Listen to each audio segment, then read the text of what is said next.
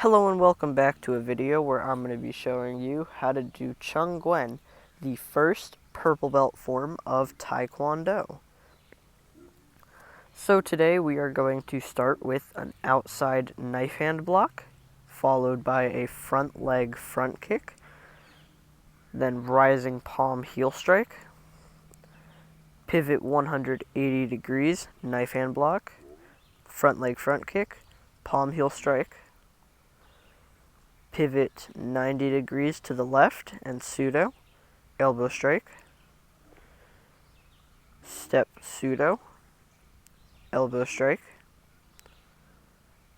twin high punches, twin upset punch and key up, turn 180 degrees high X block, pivot 90 degrees outside block, left upset punch, high punch,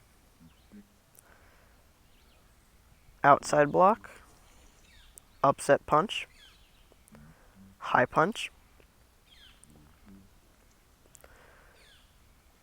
turn to the back, double forearm block, come back, and side punch, side kick,